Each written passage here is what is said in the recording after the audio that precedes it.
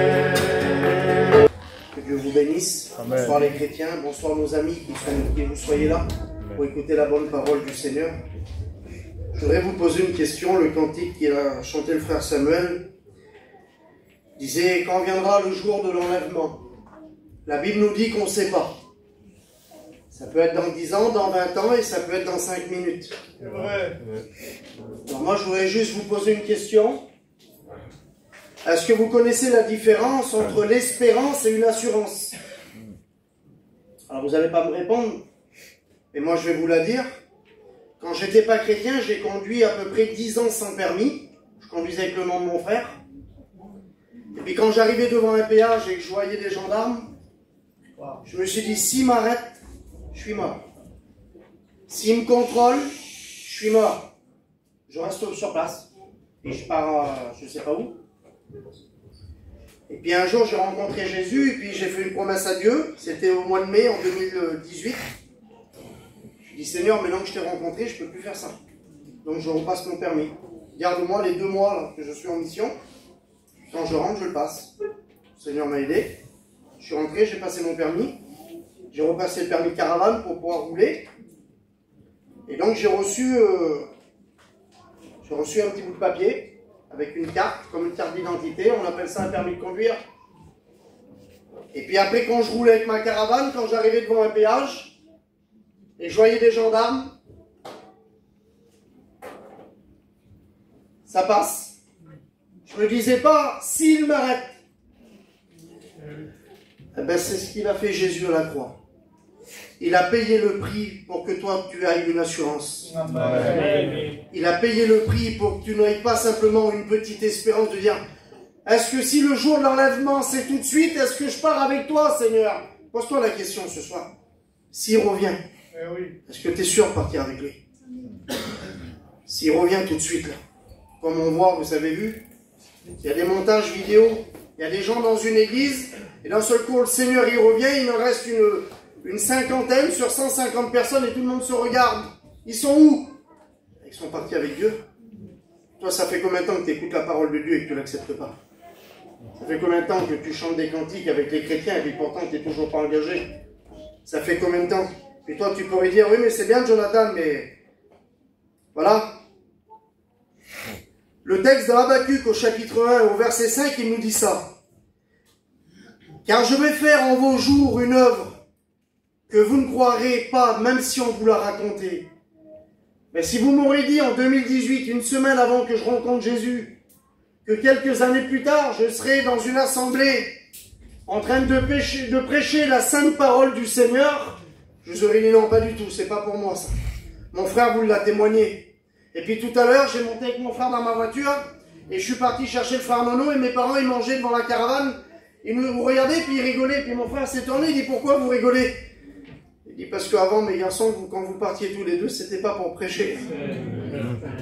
Quand vous partiez, on voyait rentrer. Et maintenant, notre rêve à nous, notre but à nous, vous savez c'est quoi? Ben, c'est que quelqu'un d'entre vous rencontre Jésus. Amen. Et quand je repartirai d'ici, là, sur la route, je me dirai: Seigneur, merci parce qu'un jour, quand je serai avec toi dans le ciel, et que j'ouvrirai mes yeux, et que certainement, quand je t'aurai pris dans mes bras et que j'aurai mon visage au-dessus de ton épaule, et que tu me dirais: Jonathan, ouvre tes yeux, et moi j'ouvrirai mes yeux, et puis je vous verrai à vous. Je vous verrai, et mais je les connais, je les ai lus à Narbonne dans la réunion. Ben oui, c'est normal, Jonathan, quand tu as prêché, ma parole a rentré dans leur cœur, et ils se sont convertis, ils ont donné leur vie à Dieu. Mais comment? Ils ont été toujours fidèles? Non, Jonathan, malheureusement, ils n'ont pas toujours été fidèles. Parce que le chrétien, il pose beaucoup les genoux à terre. La Bible a dit: le juste pose toujours le genou à terre, mais l'Éternel l'en délivre toujours. Amen. Le malheur attache souvent le juste, mais le Seigneur le délivre toujours. Alors on a un Dieu qui est comme ça, on a un Dieu qui peut s'adapter à tout. Oui, on a un Dieu qui s'adapte aux Catalans, aux Espagnols, aux sédentaires, aux manouches, aux voyageurs, à un noir, à un black, à un blanc, à un chinois. Mais pourquoi?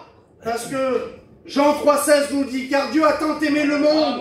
Il n'a pas aimé une ethnie, il a aimé le monde. Qu'il a donné son Fils unique. Mais pourquoi? afin que quiconque croit en lui ne périsse pas, mais qu'il ait la vie éternelle. Amen. Écoutez, il peut s'adapter à tout. Dans le livre de Matthieu, on a 27 livres dans le Nouveau Testament. Il nous dépeint dans chaque livre du Nouveau Testament, il nous dépeint Jésus d'une façon différente. Écoutez ça, dans le livre de Matthieu, il est présenté comme le Messie. Dans le livre de Marc, il est le faiseur de miracles. Dans le livre de Luc, il est le Fils de l'homme. Dans le livre de Jean, il est le Fils de Dieu. Dans les Actes des Apôtres, il est celui qui envoie le Saint-Esprit. Dans les Romains, il est notre justicier. Dans 1 et 2 Corinthiens, il est notre sanctification. Dans l'Épître aux Galates, il est notre Rédempteur. Dans Éphésiens, il est le Christ d'une richesse infinie. Dans Philippiens, il est le Dieu qui pourvoit tous nos besoins. Dans le livre des Colossiens, il est la plénitude de la divinité. Dans 1 et 2 Thessaloniciens, il est le roi qui revient bientôt. Dites Amen, les chrétiens. Dans 1 et 2 Timothée, il est le médiateur entre Dieu et les hommes. Dans le livre de Tite, il est notre fidèle pasteur. Dans le livre de Philémon, il est notre ami plus proche qu'un frère. Dans l'Épître aux Hébreux, il est le sang de l'alliance éternelle. Dans le livre de Jacques, il est le grand médecin. Dans 1 et 2 Pierre, il est notre grand berger. Dans 1, 2, 3 Jean, il est l'amour infini. Dans le livre de Jude, il est notre Seigneur. Et dans le livre de l'Apocalypse, il est le roi des rois. Amen.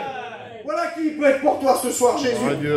Tous ces noms-là, ils désignent notre Sauveur. Mais pourquoi alors? Moi, je sortais pas, je buvais pas, je me droguais pas. C'est pareil. Depuis que Adam et Ève ont péché dans le jardin, le salaire du péché est rentré dans l'être humain. Si on n'accepte pas Jésus, on ne peut pas rentrer dans le ciel. Jonathan, tu es dur ce soir dans tes mots. Non, je suis pas dur. Je suis pas dur parce que moi, quand je rentrerai dans le ciel, je veux pas que Jésus-Christ, il me dise, je t'avais laissé la Bible, pourquoi tu l'as brodée? Je t'avais laissé la Bible, pourquoi tu as été plus gentil que moi? On peut pas être plus gentil que Jésus. Amen. Jésus est monté sur la croix. Pourquoi? Pour que tu puisses l'accepter ce soir. Amen. Amen. Écoutez, cet homme Jésus, il marchait de ville en village. Et puis tu dirais, mais comment alors il a sauvé? Écoutez, il a prêché à des hommes comme Jean-Baptiste qui a prêché à des rois. Eh bien moi, que je prêche à des rois, que je prêche à des présidents, que je prêche à des gitans, que je prêche à des sédentaires, que je prêche à n'importe qui.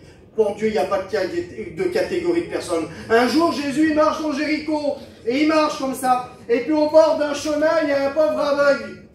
Il dit, cet homme-là, qu'il était pauvre. C'était un mendiant aveugle, on l'appelait Bartimée. Il n'avait même pas de nom.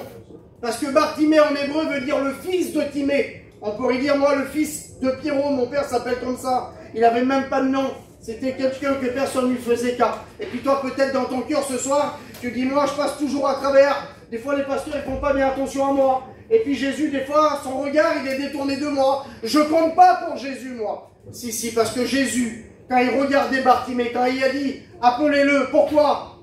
Parce que juste à 2 fois, il a crié à lui. Il marchait, vous savez, il était aveugle, mais il n'était pas sourd. Jésus, quand il passait quelque part, la renommée se répandait de partout. Et puis quand il marchait, certainement que Bartimée devait être là, et puis le Seigneur, il commençait à s'éloigner, à s'éloigner, à s'éloigner. Et puis lui, il n'avait plus de solution. Il était pauvre, il était aveugle, il était abandonné, il était peut-être rempli de péché. Parce que la Bible nous dit que nous sommes tous pécheurs et privés de la gloire de Dieu. Il faut qu'on accepte le Christ. Il faut qu'on accepte le sang. Et puis quand Jésus commençait certainement à s'éloigner comme ça, il ne sait plus quoi faire, je pense, Bartimée. Moi, je l'imagine. Il va dire, ça y est, Jésus, il s'en va, je le rattrape. Il ne va plus m'entendre. Alors il crie. Il dit, fils de David, aie pitié de moi. Et puis le Seigneur, et puis là, il y a des gens qui viennent le faire taire. Et puis c'est ce que les gens viennent faire vers toi. Toi aussi, jeune fille. Quand tu vas à la réunion et que tes copines, ils te disent, pourquoi tu viens à la réunion? Pourquoi tu vas là-bas? C'est pas ta vie, ça. Tu vas plus pouvoir faire ça, tu vas plus aller là, tu ne pourras plus venir avec nous. Vous savez ce que c'est, ça? C'est la voix de l'ennemi. Le Seigneur, il dit, si tu me donnes ton cœur, je t'ouvre les portes du ciel. Et tu seras une bénédiction pour ta famille. Amen. Ton père qui n'est pas chrétien, ta mère qui n'est pas chrétienne, tes petites sœurs, tes petits frères, qu'il faut que tu sauves. Le témoignage sauve des gens, frères et sœurs. Amen. Le témoignage, c'est Jésus. Vous savez, la Bible a dit qu'on lit une lettre. Mais une lettre, il faut lire le contenu. Une enveloppe, ça ne sert à rien. Mais le contenu de la lettre, elle peut sauver quelqu'un. Et je peux dire ce soir que tu peux être ce contenu. Tu peux être cette lettre lue de tout le monde. Et puis qu'ils disent, mais c'est pas possible. Je le connaissais, ce garçon. T'as vu la vie qu'il faisait, t'as vu l'alcool qu'il buvait, t'as vu la drogue qu'il prenait. Mais comment ça se fait qu'il ne fait plus rien? Parce qu'il y a le sang de Jésus qui est passé sur sa vie. Amen. Et puis alors là, Bartimée, Jésus il continue, les gens veulent le faire arrêter. Et puis Bartimée commence encore Il ne sait plus Bartimée. Et puis Jésus s'éloigne. Et il rajoute quelque chose. Vous savez, l'épître de Jacques, il dit, vous demandez, mais vous demandez mal. Alors Bartimée l'avait demandé une fois, mais le Seigneur ne s'était pas arrêté. Et puis à un moment donné, il s'éloigne encore un peu, il a écrit encore plus fort, la Bible nous dit. Il dit, fils de David, Jésus, aie pitié de moi. Amen. Il est bien beau d'appeler fils de David. Celui qui sauve ta vie ce soir, c'est Jésus. Amen. Il rajoute Jésus, aie pitié de moi. Amen. Et puis Jésus, il s'arrête. Et vous savez, il s'arrête, il dit, allez le chercher, qu'il vienne. Mais vous savez qu'est-ce qu'il voit, Jésus, lui? Quand il se tourne, il voit un mendiant, qu'il voit un homme qui est pauvre, qui fait pitié, il n'est pas bien dans sa vie. Vous savez, le pauvre, hein, c'est pas celui-là qui n'a pas d'argent. Hein. Le pauvre, c'est celui qui n'a pas Jésus. Le pauvre, c'est celui-là qui n'a pas le ciel. Le pauvre, c'est pas les beaux vêtements. Je préfère vivre avec excusez-moi du mot, une couette sur moi, un oreiller. Je peux me cacher avec un oreiller. Si j'ai le ciel, ça me suffit. Amen. Et puis à un moment donné, Seigneur, il dit, allez me le chercher. Et puis lui, quand il voit Bartimée, vous savez qu'est-ce qu'il voit? Écoutez, je l'ai marqué. Il voit l'ouvrage de ses mains, mais il voit la cause de ses marques. Amen. Parce que vous êtes tous l'ouvrage de ses mains, Jésus. Mais vous êtes tous la cause de ses marques. Tu dirais, t'es dur dans tes mots, Jonathan. C'est pas moi qui ai crucifié Jésus. Si, c'est ton péché. Parce que la Bible nous dit qu'il est le même hier, aujourd'hui et éternellement. Vous l'avez là-bas. Hébreux 13, 8. Il savait très bien que tu allais être dans cette réunion ce soir. Alléluia. Et il s'est dit, Seigneur, mon Père, envoie-moi. Si je ne vais pas me faire crucifier pour eux, si je ne suis pas le sacrifice, si je ne suis pas l'agneau innocent, si je ne suis pas le sacrifice parfait, il n'y aura pas de pardon, mon Père. C'était fini les brebis, c'était fini les boucs, c'était fini les sacrifices d'animal. Même les taureaux, ça couvrait le péché. Et ça ne pardonnait pas. Il a fallu que Jésus monte à la croix pour toi. Amen. Pour toi. Alors il dit, allez l'appeler. Et d'un seul coup, les gens viennent vers lui, les disciples se présentent devant Bartimée. Il dit, lève-toi, il dit, le maître t'appelle. Vous savez ce qu'il a fait? La Bible nous dit qu'il se lève d'un bond et il jette son vieux manteau. Et on a voulu savoir, ça voulait dire quoi, nous, le vieux manteau? C'est quoi le vieux manteau? C'est ton ancienne vie. C'est ce qui t'a fait mal depuis longtemps. C'est tes nuits blanches que tu passes parce que tu n'arrives plus à dormir. Il te faut toujours ce petit cachet, ou il faut toujours ces 3 verres d'alcool pour que tu arrives à dormir. Parce que tu passes les nuits. Tu penses, oui, tu penses, tu sais que tu vas passer l'éternité, certainement parce que tu les côtoies, les réunions. Tu te poses des questions. Tu dis, qu'est-ce qu'ils ont eu, ces garçons-là, là, on les connaissait. Qu'est-ce qui s'est passé? Ils ont rencontré Jésus. Amen. Et ce soir, est-ce que ça ne serait pas toi qu'il faudrait qu'ils rencontrent Jésus? Alors lui, Bartimée, il a son vieux manteau, il a son ancienne nature, il a son ancienne vie. Et là, il y a le Seigneur devant lui. Comme je pourrais te dire ce soir, il y a le Seigneur devant toi qui est là, il y a la croix. Et puis il jette son manteau, puis il se présente devant. Et puis encore le Seigneur, quand il est là, vous savez, la Bible nous dit qu'il est omniscient, omnipotent et omniprésent. Il est partout, il sait tout et il peut tout pour toi ce soir. Et puis à un moment donné, il lui dit, que veux-tu que je te fasse? Pourtant, vous ne croyez pas que le Seigneur, il ne savait déjà pas qu'il était aveugle.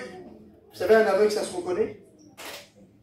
Et Bartimée le regarde, du moins, il est devant lui, il ne peut pas encore le voir. Il lui dit que je recouvre la vue. Il dit alors qu'il te soit fait selon ta foi. Et quand il ouvre les yeux, vous savez ce qu'il voit?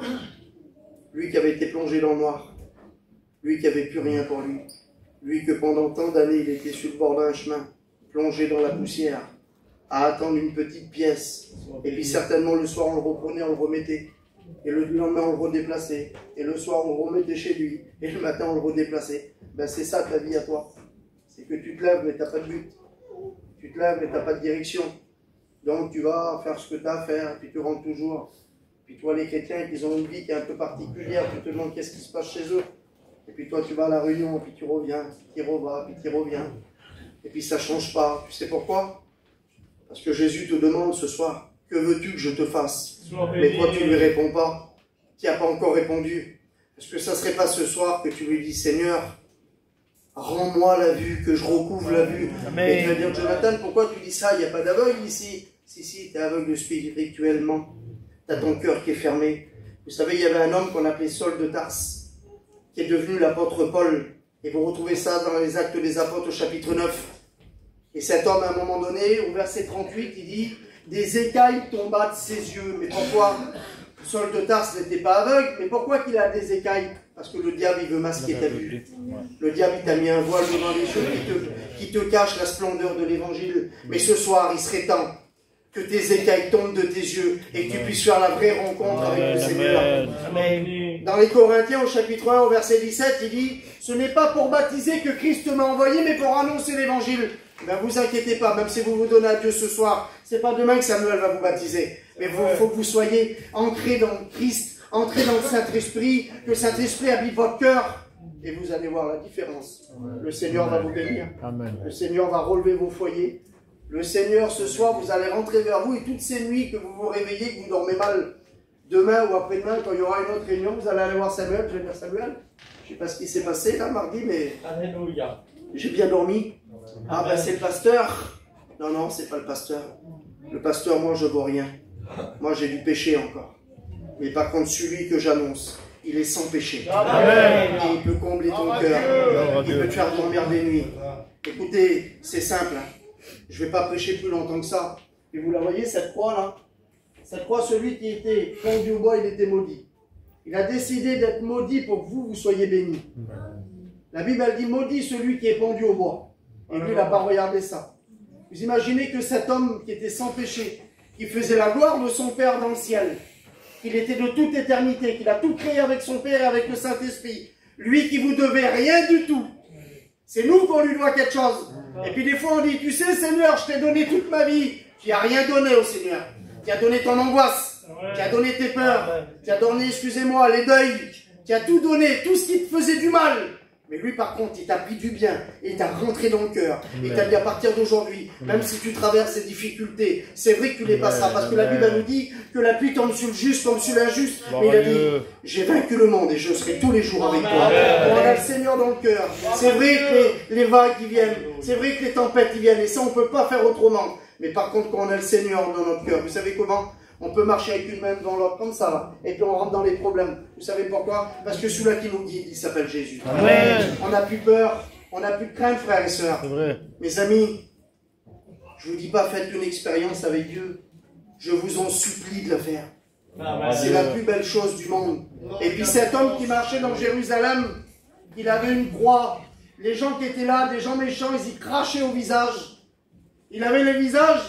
La Bible nous dit qu'il ressemblait à une pierre, il n'est même plus le visage d'un homme. Et pourquoi tu nous dis ça, Jonathan? Parce que j'essaie de vous faire comprendre tout ce que le Christ a passé pour vous. Tout ce que l'amour de Jésus a accepté pour vous. Ils ont pris une couronne d'épines. C'était pas celle-ci, croyez-moi. 12 à 13 cm, comme ça, des épines. Et puis ils y rentraient sur la tête, ils étaient avec des bâtons pour qu'ils y rentrent dans le visage. C'est pour ça que son visage, il était en anémie, puis il commençait à gonfler. Pourquoi? Pour vous. Et une fois qu'il est arrivé à la croix, ils l'ont présenté à côté de lui, il y avait deux brigands, certainement que ces brigands-là, ils devaient tirer leurs mains. Ils ne voulaient pas donner leurs mains pour être crucifiés. Et lui, le Seigneur, il n'a rien fait, il devait étonner les gens qui étaient là, avec les coups, les marteaux. Vous savez, écoutez ça. Ça, c'est les coups de marteau sur les clous, mais c'est pas ça qu'ont retenu Jésus. Parce que Jésus, en un seul mot, il faisait déplacer 12 légions d'anges, 72 000 anges pour le délivrer. Il n'a rien fait. Lui, ses mains, il les a pas retirées, ses mains. Ses mains, il les a données. Ses mains, il a donné celle-ci. Il a donné ses pieds, il a donné son côté. Il a donné sa vie. Il a donné sa dignité. Vous savez ce qu'ils ont fait au Seigneur sur la croix? Ils ont arraché ses vêtements. Juste en haut de la croix, ils ont fait honte au Seigneur. Juste en haut de la croix, ils ont fait honte pour toi. Alléluia. Juste en haut de la croix, il a tout accepté pour toi. Il n'a pas dit un mot. Il a dit, Père, il dit, il était en sang. Le Seigneur, mon Dieu, à moi, il était dénudé. Vous voyez la honte d'un homme, non? Devant, livré en spectacle. Il a dit, Père, il dit, pardonne-leur, même celui-là qui le clouait. Il ne voulait pas qu'il soit perdu. Et vous savez ce qui s'est passé même à la croix, même en sanglanté, il a encore sauvé un homme. Le centenier qui était en bas, il dit, cet homme, certainement, il était le Fils de Dieu. Et il a dit ça, pardonne-leur, mon Père, ils ne savent pas ce qu'ils font. Je suis mort aussi pour lui, moi. Celui qui m'a cloué mes mains, celui qui m'a placé mon côté, mon Père, c'est pour lui que je suis mort, moi. Je ne suis pas mort que pour ceux-là qui étaient gentils. Le Seigneur, il n'est pas venu pour les bien portants, il est venu pour toi. Parce que tu souffres, tu as le cœur qui souffre, tu passes les nuits, tu n'es pas bien. Mais le Seigneur, il veut te rendre. Il veut t'enlever tes écailles que tu as devant tes yeux. Demain, quand tu marcheras dans l'arbonne, tu vas regarder un arbre, te dire, c'est pas vrai qu'il est vert comme ça. Parce que le diable, c'est ce qu'il sait faire, c'est nous masquer la vue. Il ne veut pas qu'on découvre la vérité. Depuis qu'il a été précipité sur la terre, qu'il a désobéi, qu'il a été rempli plein d'orgueil dans le ciel, le Seigneur l'a précipité. Mais nous, c'est pas précipité qu'il voudrait nous faire. C'est nous prendre et partir avec lui. Amen. Amen. Et puis ces deux hommes là qui s'étaient trouvés à droite et à gauche, les deux l'injuriaient. Les deux étaient mal polis avec le Seigneur. L'évangile de Matthieu, chapitre 27, verset 44. Il dit les deux les injuriaient de la même manière. Et pourquoi tu nous dis ça? Parce que même à la croix, le Seigneur, il dégageait quelque chose. Même ensanglanté, même torturé. La Bible nous dit qu'ils ont creusé des sillons dans le dos comme on fait un champ. Comme on laboure un champ, ils ont labouré le dos. Il n'avait plus rien de l'aspect d'un homme. C'était un amas de sang sur la croix. Mais même encore maintenant, 2025 ans après, une seule goutte de l'amour du Christ et du sang du Christ pour purifier une multitude de péchés. Le sang du Seigneur, il n'est pas sec. Le sang du Seigneur, il est encore là. Il peut encore bénir ton cœur. Et à un moment donné, il y a un sur ces mots, sur tous les mots qui dit gentil, le Seigneur, il est crucifié. Il y a un des brigands, il le regarde, un brigand crucifié à cette époque. Croyez-moi, il n'avait pas volé quelques pommes sur un étalage. C'était certainement des meurtriers. Eux, ils méritaient ce qu'ils avaient eu. Comme toi, tu pourrais dire, mais moi, le Seigneur ne peut pas me pardonner avec tout ce que j'ai fait. Si. Le brigand, il le regarde, il dit, nous, il dit, Seigneur, il dit, ça y est, il le reconnaît. C'est plus la personne qui voulait injurier, c'est plus la personne qui était en sang. Même en sang, l'onction de Dieu, elle était là. Il disait, Seigneur, nous, c'est que justice que nous soyons là. Mais toi, tu n'as rien fait. Souviens-toi de moi quand tu reviendras dans ton règne. Le Seigneur, en prenant encore une respiration, vous savez, on a regardé avec les prédicateurs toutes les souffrances que c'était pour dire quelques mots sur la croix. Il a repris une respiration et lui a dit, aujourd'hui même, tu seras avec moi dans le paradis. Il n'a rien dit d'autre. Il n'a pas dit, va te repentir, parce qu'il s'était repenti de son cœur. Il n'a pas dit autre chose que viens, je t'aime. Et ce soir, c'est ce qu'il voudrait dire, Seigneur. Viens, je t'aime. Le brigand à la croix, il s'est repenti par ses paroles. Il avait un cœur repentant. Il a dit, Seigneur, nous, c'est que justice. Toi, tu n'as rien fait. Il l'a reconnu comme le Seigneur. Si ce soir, tu le reconnais comme le Seigneur, il sauve ta vie. Amen. Si ce soir, tu te repens, il sauve ta vie. Amen. Si ce soir, tu demandes pardon, il sauve ta vie. Amen. Vous savez qu'est-ce qui s'est passé? Le Seigneur, il a rendu l'âme. Il a rendu l'esprit à son Père. Et 40 jours plus tard, il est revenu. Et il a resté, 3 jours plus tard, excusez-moi, il est ressuscité. 3 jours après la mise au tombeau, il est ressuscité. Il est resté 40 jours. 40 jours sur la terre en se montrant à 500 personnes différentes. Le Christ crucifié a apparu à 500 personnes différentes, en chair et en os. Vous savez combien de personnes il y avait à la chambre haute 10 jours après l'enlèvement? Il restait 120 personnes. Vous savez pourquoi? Parce que le cœur de l'homme est dur. Le cœur de l'homme est dur à... Il faut vraiment une action du Saint-Esprit. Et moi, je voudrais prier le Seigneur maintenant pour vous. Amen. Que le Saint-Esprit puisse descendre dans cette salle. Amen. Et qu'il puisse rentrer dans votre cœur. Que vous puissiez comprendre que le Christ est vivant.